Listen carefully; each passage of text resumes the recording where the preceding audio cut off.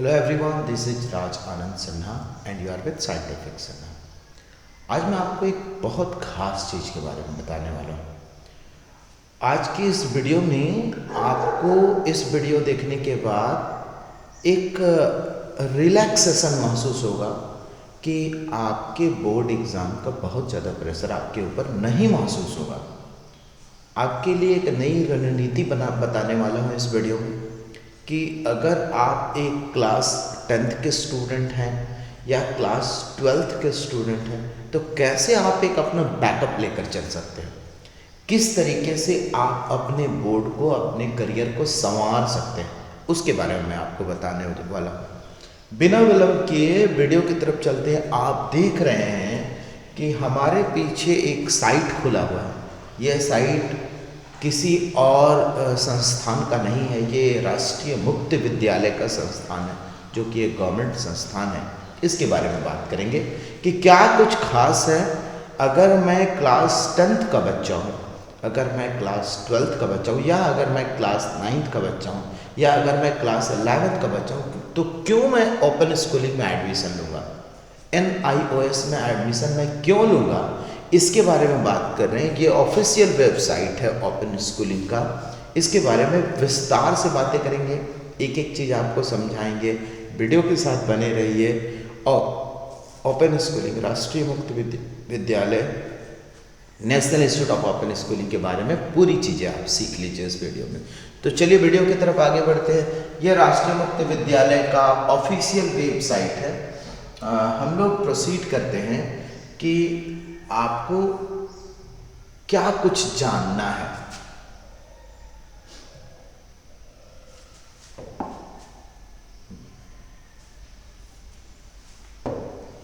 चलिए,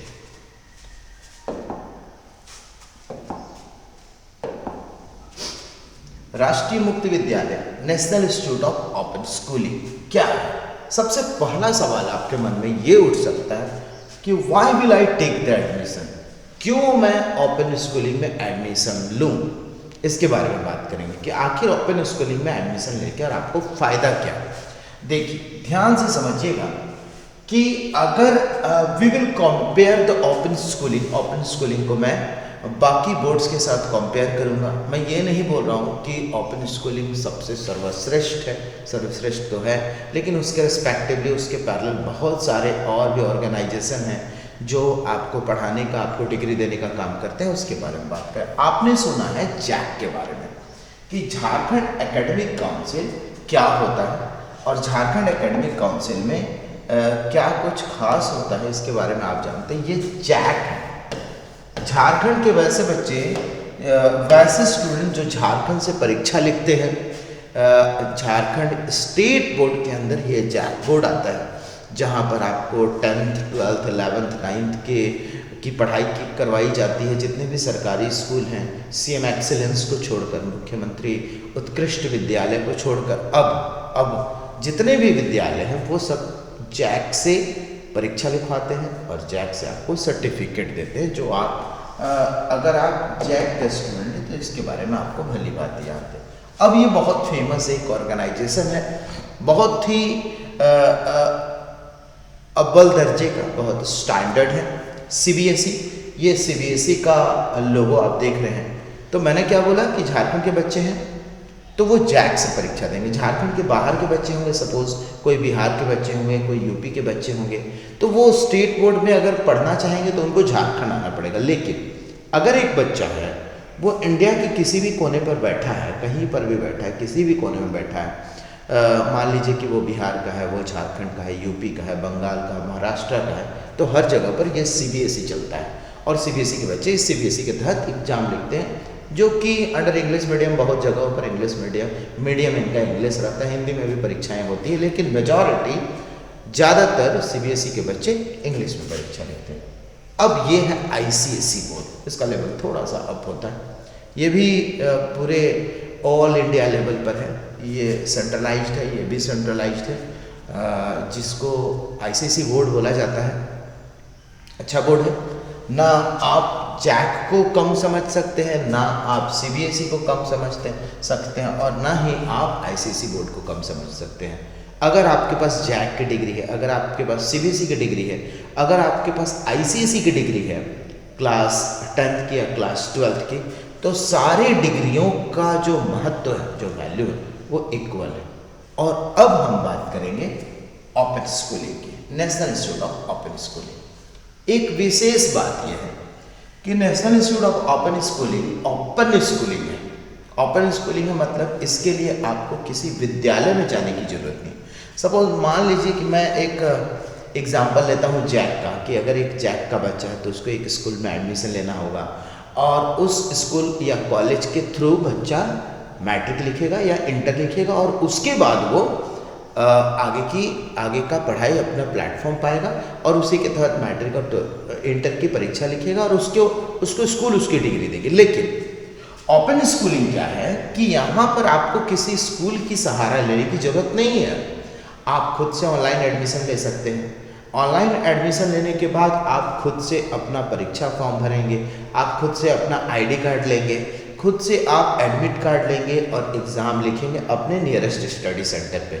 जो आप जब आप एडमिशन फॉर्म भर रहे होंगे तो आपसे एक स्टडी सेंटर और रीजनल सेंटर पूछेगा। जैसे रीजनल सेंटर बेसिकली किसी स्टेट के कैपिटल में होता है।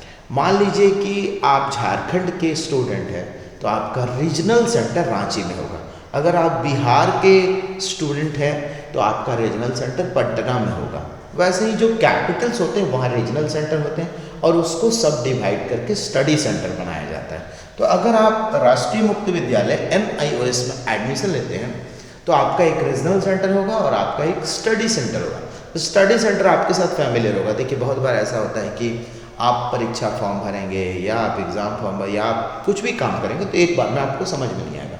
तो उसके लिए एक स्टडी सेंटर बनाया हुआ रहता है जहाँ पर जाकर आप परीक्षा भी लिखेंगे, जहाँ पर जाकर आप सारी इंक्वायरी भी करेंगे कि क्या कुछ करना है, क्या मैं कुछ गलती तो नहीं कर रहा हूँ, क्या मैंने कोई फॉर्म भरने में तो गलती नहीं किया, क्या मैंने सब्जेक्ट चूज़ करने में तो गलती नहीं किया।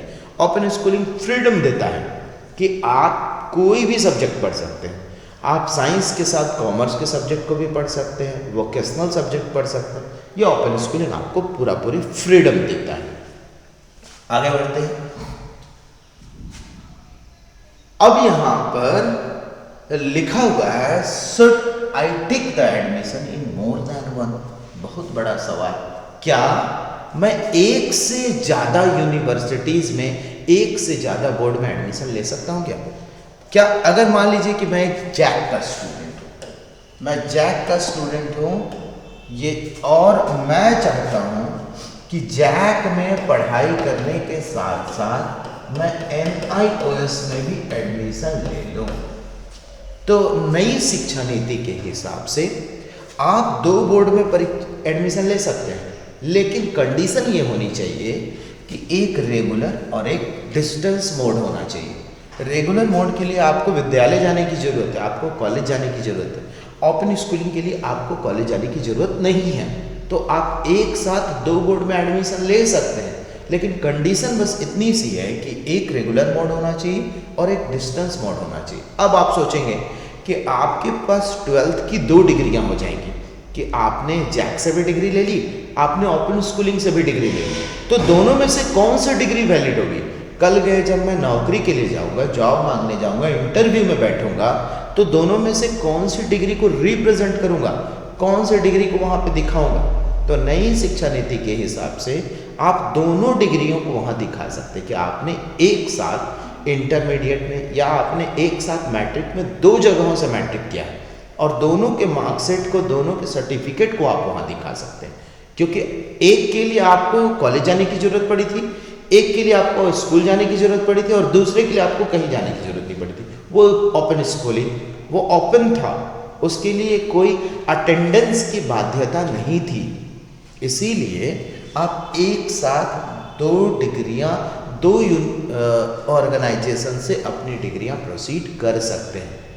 आप अपने CV में जो करिकुलम वाइटा बनता है, जब नौकरी के लिए आप जाते हैं तो आप अपनी CV में दोनों को इंक्लूड करके दोनों को दिखा सकते हैं और दोनों सर्वोपरि सर्वमान्य होगा। ऐसा नहीं होगा कि दोनों में से एक को हटा दिया जाएगा। लेकिन अगर मान लीजिए आप जैक में एडमिशन ले लेते हैं, मान लीजिए आप CBSE में भी एडमिशन ले लेते हैं, तो ये गलत हो जाएगा। क्योंकि सीबीएसई और जैक दोनों रेगुलर डिग्री देगा और एक इंसान एक ही समय पर दो जगह रिप्रेजेंट नहीं हो सकता। इसीलिए बोला जाता है कि अगर आप जैक के स्टूडेंट तो जैक के साथ आप ओपन स्कूलिंग में एडमिशन ले सकते हैं बिना किसी हिचक के, कोई टेंशन वाली बात नहीं। आगे बढ़ते हैं। देखिए अब कुछ और सवाल हो सकते हैं आपके मन में, जो मैंने सोचा कि हाँ ये सवाल आपको ओपन स्कूलिंग के रिस्पेक्टिवली हो सकते हैं, जिसको मैंने स्लाइड के फॉर्म में कन्वर्ट किया। लिखता है if collapse the exam then what I will do. आप जैक का स्टूडेंट हैं, आपने ओपन स्कूलिंग में भी एडमिशन ले लिया, अब दोनों का एग्जाम कोलैप्स कर जाएगा तो क्या करेंगे। Basically open schooling, national institute of open schooling अपना एग्जाम तब लेता है जब बाकी सारे बोर्ड्स के एग्जाम खत्म हो जाते हैं। सारे बोर्ड्स के एग्जाम खत्म हो जाएंगे तब ओपन स्कूलिंग अपना एग्जाम लेगा। साल में 2 बार एग्जाम लेता है open schooling, 2 times in a year. एक साल में 2 बार ओपन स्कूलिंग अपना एग्जाम लेता है। कब? देखिए, एक एग्जाम होता है अक्टूबर नवंबर में और एक एग्जाम होता है मार्च अप्रैल में। मैं 2 मंथ लिख रहा हूं। ओपन स्कूलिंग साल में 2 बार परीक्षा लेता है। एक अक्टूबर, तो अक्टूबर के लगभग में प्रैक्टिकल की परीक्षा हो जाती है और नवंबर में थ्योरी की परीक्षा हो जाती है और परीक्षा के 45 दिन के अंदर रिजल्ट दे देता है ओपन स्कूलिंग। वैसे ही मार्च के टाइम पे प्रैक्टिकल की परीक्षा हो जाती है। जैसे मान लीजिए कि किसी बच्चे ने साइंस के साथ ओपन स्कूलिंग में एडमिशन ले लिया, तो साइंस में वो फिजिक्स रखेगा, केमिस्ट्री रखेगा या बायोलॉजी रखेगा या कंप्यूटर साइंस रखेगा या होम साइंस रखेगा। तो इन सारे सब्जेक्ट का जो प्रैक्टिकल एग्जाम होगा वो मार्च के टाइम पे होगा और अक्टूबर के टाइम पे होगा और अप्रैल में थ्योरी की परीक्षा हो जाएगी। अब आप सोचेंगे कि मान लीजिए कि आपने 2024 के शुरुआत में या मान लीजिए 2023 में आपने एडमिशन ले लिया, तो आप मार्च वाले एग्जाम में बैठेंगे या अक्टूबर नवंबर। तो जब आप एडमिशन ले रहे हैं उस वक्त ये चीज मेंशन करता है कि आप किस सेशन के लिए एडमिशन ले रहे हैं। अच्छा, ये तो हो गई परीक्षा का समय। और अक्टूबर नवंबर के टाइम पे शायद ही कोई ऐसा बोर्ड होगा, जैक, सीबीएसई या आईसीएसई बोर्ड, जो अपनी परीक्षा लेता होगा, या जैक, सीबीएसई या आईसीएसई बोर्ड अप्रैल के शुरुआत तक में अपनी बोर्ड परीक्षा खत्म कर देता है।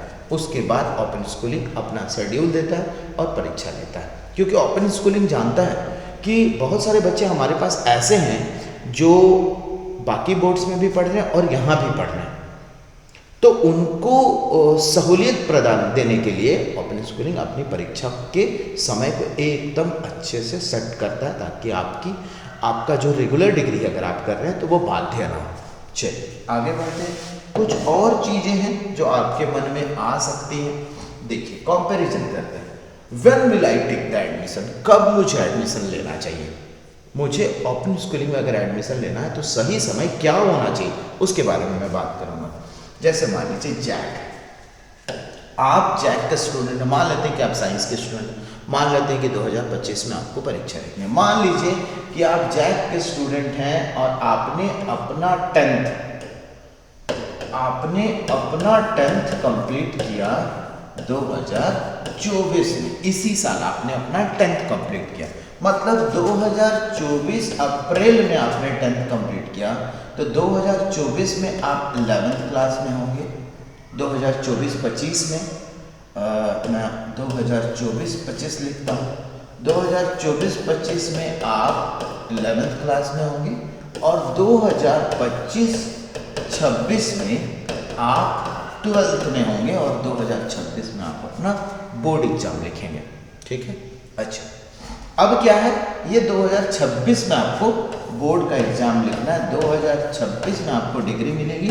लगभग अप्रैल में, अब मार्च अप्रैल में आपकी परीक्षा होगी और लगभग जून तक में, ज़्यादा से ज़्यादा मैक्स टू मैक्स जून तक में आपको आपकी डिग्री मिल जाती है। जैक के बारे में बात करते हैं। अब ये तो जैक के बारे में बात होगी। अब अगर मान लीजिए कि एनआईओएस के बारे में बात करते हैं, तो इसी के साथ आप NIOS में क्या करेंगे और कैसे अपनी डिग्री लेंगे। मान लीजिए कि आपने 2024 में 10th लिख लिया था। मान लीजिए, मैं 11th 12th के बच्चों को ध्यान में रखते हुए बात कर रहा हूँ। 2024 से 25 में आपका 11th होना था और 2025 और 26 में आप बोर्ड एग्जाम लिखना है। ये 26 आपका डेडलाइन है कि 26 तक में आपको डिग्री लेनी है। आप इस 2024 के टाइम पे NIOS में एडमिशन ले लिए। मान लीजिए कि 2024 अभी आप हैं अक्टूबर मंथ में, आपने मान लीजिए कि NIOS में एडमिशन ले लिया। तो जब आप अक्टूबर में एडमिशन लेंगे तो नेक्स्ट अक्टूबर के लिए आपका एडमिशन हो जाएगा, अक्टूबर 2025 के लिए। तो फायदा क्या होगा, अक्टूबर 2025 में NIOS आपको 4 सब्जेक्ट के एग्जाम लिखने का फ्रीडम देगा, स्वतंत्रता देगा। टोटल 5 सब्जेक्ट है। 11th का कोई कॉन्सेप्ट नहीं है NIOS में कि हाँ आपको 11th लिखना होगा फिर 12th लिखना होगा, बिल्कुल नहीं। एक बोर्ड लिखनी है, 5 सब्जेक्ट में आपको पास करनी है। तो आपको अक्टूबर 2025 में NIOS क्या करेगा कि 4 सब्जेक्ट के परीक्षा का आपको ऑफर करेगा, 5 नहीं। 5 अगर कर देगा तो 2024 में आपने 10th लिखा था, 2025 में आपका 12th हो जाएगा, फिर तो आप फंस जाएंगे। तो NIOS क्या करेगा कि सिर्फ 4 सब्जेक्ट की परीक्षा आपको लिखने की स्वतंत्रता देगा। अब मान लीजिए कि अक्टूबर 2025 के सेशन में आपने फिजिक्स की परीक्षा लिख दी, आपने केमिस्ट्री की परीक्षा लिख दी, आपने बायो की लिख दी और आपने मैथ्स की परीक्षा लिख दी और आप सब में पास हो गए, अच्छे नंबर से पास हो गए। तो अप्रैल में आपका, अप्रैल 2026 में आपकी डिग्री कंप्लीट होनी थी। तो अप्रैल 2026 में आप सिर्फ एक सब्जेक्ट इंग्लिश की परीक्षा लिखेंगे और इंग्लिश की परीक्षा लिखेंगे और आपको आपकी डिग्री मिल जाएगी।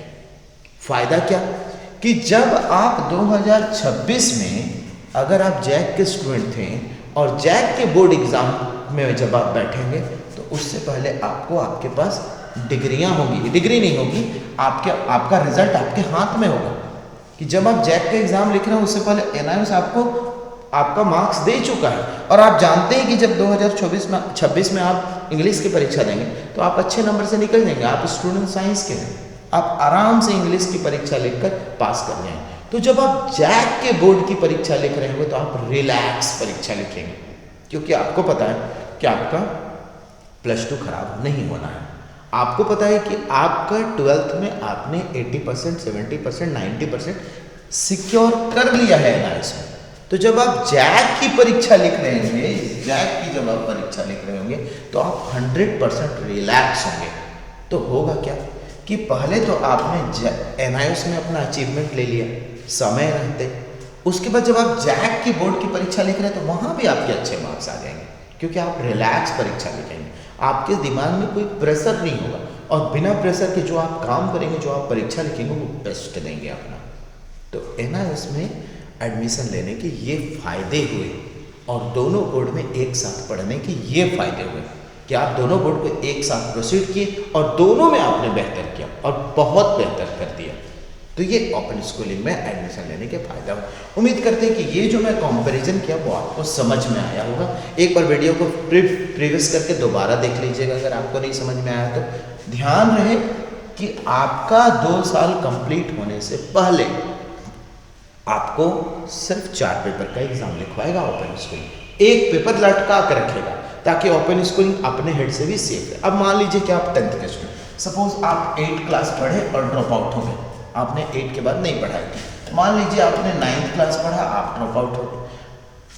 8, 9th, या मान लीजिए आपने 10th में एडमिशन लिया था और आप ड्रॉप आउट हो गए, आप आगे की पढ़ाई नहीं कर पाए, तो बाध्यता कुछ भी नहीं है कि आपको 8 में बोर्ड लिखना था। जैसे जैक बोर्ड वाले बच्चों के साथ होता है कि 8 में भी एग्ज़ाम होता है, 9th में भी एग्ज़ाम होता है, 10th में भी एग्ज़ाम होता है। डायरेक्ट 10th बोर्ड की परीक्षा आप नहीं दे सकते, आपको 8 बोर्ड देना होगा तब आप 10th बोर्ड देंगे। लेकिन ओपन स्कूलिंग ऐसा नहीं करता। ओपन स्कूलिंग बोलता है कि आपने अपना 14 ईयर्स कंप्लीट कर लिया, आप डायरेक्ट 10th की परीक्षा का फॉर्म भर दें, एडमिशन ले लें डायरेक्ट, और एक ही बार में 5 सब्जेक्ट की परीक्षा लिखें और अपने 10th की डिग्री ले लें, और आप बिना किसी टेंशन के मैट्रिक की डिग्री ले लें और अपने इंटर की पढ़ाई शुरू कर दें।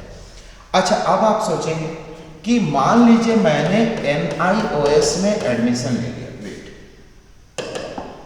मान लीजिए आप ऐसा सोचेंगे कि 2025 में या 2024 में मैंने NIOS से अपना 10th बोर्ड कंप्लीट कर लिया, तो क्या 2024-26 मैं जैक से पढ़ सकता हूँ वापस? ओपन स्कूलिंग के सहारे आपने अपना मैट्रिक इंटर ले लिया, अब वापस मैं जैक में जाना चाहता हूँ या वापस मैं अपना CBSE में जाना चाहता हूँ, बिल्कुल जा सकते हैं आप। 10th क्लास ओपन स्कूलिंग करने के बाद 12th आप CBSE कर सकते हैं, या 12th आप ICC कर सकते हैं, या 12th आप जैक कर सकते हैं, बिल्कुल फ्रीडम। ओपन स्कूलिंग से आपने 10th कंप्लीट किया 2024 में, अब आप जैक में जाना चाहते हैं, आप CBSE में जाना चाहते हैं, आप ICC बोर्ड से अपने इंटरमीडिएट की पढ़ाई करना चाहते हैं, कर सकते हैं, कोई दिक्कत नहीं। 10th में एडमिशन के लिए क्या कागजात की जरूरत पड़ती है, एडमिशन के लिए क्या क्या जरूरत पड़ता है, वो सारा कुछ मैं अगले वीडियो में बताऊंगा। आप आज महत्ता समझ लीजिए कि वैल्यू क्या है, ओपन स्कूलिंग के वैल्यू क्या है, क्यों ओपन स्कूलिंग में एडमिशन लेना चाहिए, सिर्फ आप वो समझ लीजिए आज के स्लाइड में। अगले वीडियो में मैं आपको ये बताऊंगा कि किन किन डॉक्यूमेंट्स की जरूरत पड़ती है ओपन स्कूलिंग के लिए, और उसके बाद मैं आपको ये भी बताऊंगा कि डिग्री कैसा मिलता है। मैं आपको डिग्री दिखाऊंगा कि ओपन स्कूलिंग मैट्रिक की डिग्री कैसे मिलती है, इंटर की डिग्री कैसे मिलती है। एक बहुत बड़ा सवाल आपके मन में आ सकता है कि आपने मैट्रिक की पढ़ाई ओपन स्कूलिंग से की, ओपन स्कूलिंग आपको एडमिट कार्ड दे दिया, ओपन स्कूलिंग आपको मार्कशीट दे दिया, तो TC का क्या करें, माइग्रेशन का क्या करें? अरे वो भी देगा ओपन स्कूलिंग, आपको TC भी देगा, आपको माइग्रेशन भी देगा, सारा कुछ जैसा एक नॉर्मल विद्यालय कर देता है वैसा पूरा काम करेगा ओपन स्कूलिंग आपको। आगे बढ़ते हैं, कुछ और चीज़ें जान लेते हैं। उम्मीद करते हैं कि अभी तक में आपको बहुत सारी चीज़ें क्लियर होगी। When will I get my certificate? कब मुझे मेरा सर्टिफिकेट मिलेगा, और सर्टिफिकेट में क्या क्या मिलेगा उसके बारे में बात करते हैं। 2000, फिर से मैं पुरानी चीज़ों को रिपीट कर रहा हूँ, 2024 में आपने अपना 10th कंप्लीट किया। मैंने क्या बोला कि 2025 नवंबर में आप 4 सब्जेक्ट की परीक्षा लिखे और पास कर गए। उसके बाद 2026 में अप्रैल में आपने 1 सब्जेक्ट की परीक्षा लिखी। आप क्लास 12th के स्टूडेंट, 1 सब्जेक्ट की आपने परीक्षा लिखी अप्रैल में। आपके शेड्यूल में जिस तारीख को परीक्षा खत्म होगी उस तारीख से 45 दिन के अंदर आपका रिजल्ट आ जाएगा। 45 दिन के अंदर रिजल्ट आएगा और उसके बाद आपको बिल्कुल टेंशन नहीं, जहां आपने परीक्षा लिखी थी, जो आपका स्टडी सेंटर था, उसी स्टडी सेंटर में आपका मार्कशीट, आपका TC, आपका माइग्रेशन सर्टिफिकेट पहुंच जाएगा। और पहुंचने के बाद हो सकता है कि आपके स्टडी सेंटर में जो कोऑर्डिनेटर रहेंगे, जो शिक्षक रहे होंगे, वो आपको फ़ोन करके आप बुला लेंगे, क्योंकि आपके एडमिशन डिटेल में फ़ोन नंबर आपको डालना पड़ता है। आपको फ़ोन करके बुला लेंगे या आपको किसी तरीके से इन्फॉर्म करेंगे आपका मार्कशीट आ गया, या रिजल्ट निकलने के 1-2 दिन के बाद आप मार्कशीट। और एक बहुत बड़ी बात मैं बताता हूँ कि मान लीजिए कि अप्रैल में आपसे 45 दिन के बाद, मतलब मई में या जून में आपका रिजल्ट आ गया, आप स्टडी सेंटर जाने के लिए नहीं जा पा रहे हैं, तो एक बहुत अच्छा प्लेटफॉर्म होता है डिजी लॉकर। आपको इसके बारे में पता होगा। इस डिजी लॉकर को अपने आधार कार्ड से रजिस्टर्ड कीजिए, और आज मान लीजिए ओपन स्कूलिंग का रिजल्ट निकला, मतलब इंटरनेट में फ्लैश हुआ, तो अगले 2 दिन के अंदर डिजी लॉकर में आपको आपके सारे कागजात मिल जाएंगे, जहाँ से आप डाउनलोड कर लीजिए, एडमिशन कर लीजिए। बहुत आसान हो जाएगा और बहुत आसानी से आप पढ़ पाएंगे ओपन स्कूलिंग।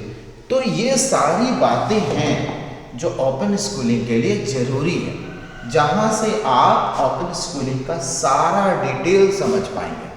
तो मैं आपको आज के वीडियो में बस यही बताना चाह रहा था कि कितना इम्पॉर्टेंट है ओपन स्कूलिंग और किस तरह से वो बैकअप है, सहारा है आपके लिए। कितना आपको सपोर्ट करेगा, किस तरीके से आप दोनों बोर्ड में एक साथ पढ़ सकते हैं, इसके बारे में आपको बता रहा हूँ। उम्मीद है कि आपको ये सारी चीज़ें समझ में आई होंगी। अगर आपके मन में कोई डाउट रह जाता है, कोई सवाल रह जाता है, तो आप कमेंट में जाकर कमेंट में लिखिए कि ये सवाल है, मैं उसको वापस क्लैरिफाई करूँगा। अगले वीडियो में मैं ओपन स्कूलिंग का सर्टिफिकेट दिखाऊंगा आपको कि ओपन स्कूलिंग में एडमिशन लेने के बाद क्या क्या कागजात मिलते हैं, आपको ये सारी चीज़ें बताऊंगा।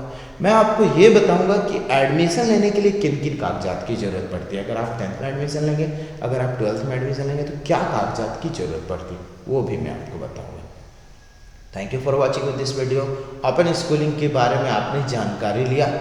अगर आप इच्छुक हैं, आप एडमिशन लीजिए, एक बार साइट में जाइए, विजिट कीजिए, आपको बहुत सारी चीज़ें समझ में आ जाएंगी। Thank you for watching this video. Thank you so much.